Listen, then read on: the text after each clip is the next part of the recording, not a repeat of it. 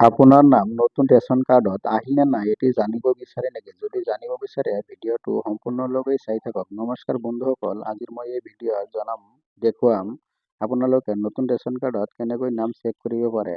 আপোনালোকৰ নাম নতুন ৰেচন কাৰ্ডত যদি অন্তৰ্ভুক্ত হৈছে তেনেহ'লে কেনেদৰে চেক কৰিব যে অনলাইনত আপোনাৰ নামটো আছে। এতিয়া আপুনি এইটো চেক কৰিব হ'লে আপোনালোকে নিজৰ মোবাইল বা ডেস্কটপত ক্ৰোম ব্ৰাউজাৰ অপেন কৰিব। ক্ৰোম ব্ৰাউজাৰ অপেন কৰাৰ পিছত আপোনালোকে সাৰ্চ বটনত ক্লিক কৰিব APDS আছাম এইটো ক্লিক কৰাৰ পিছত আপোনালোকৰ এনেকুৱা এটা অপশ্যন আহিব। তলত APDS লিংকটো আহিব। এই লিংকটোত ক্লিক কৰি যাব।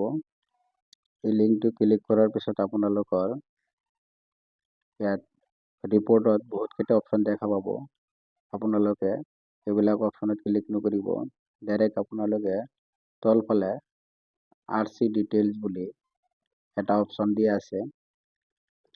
এয়া RC ডিটেইল বুলি এই অপশ্যনটোত ক্লিক কৰি যাব। ক্লিক কৰাৰ পিছত আপোনালোকৰ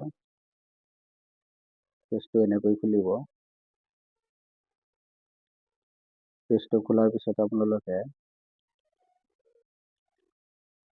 ইয়াত আপোনাৰ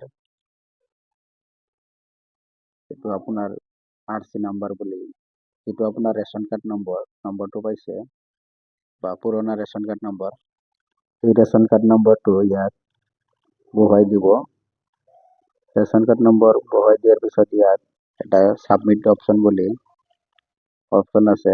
সাবমিট বাটন বুলি এটা অপশ্যন আছে, এইটো ক্লিক কৰি দিব। ইয়াত গোটেই ফেমিলি ডিটেইলছ দেখাৱাৰ পিছত আপুনি এইটো ডাউনলোড কৰি ৰাখিব। ভিডিঅ'টো চোৱাৰ কাৰণে ধন্যবাদ। ভিডিঅ'টো লাইক, শ্বেয়াৰ আৰু ছাবস্ক্ৰাইব কৰিব। ধন্যবাদ।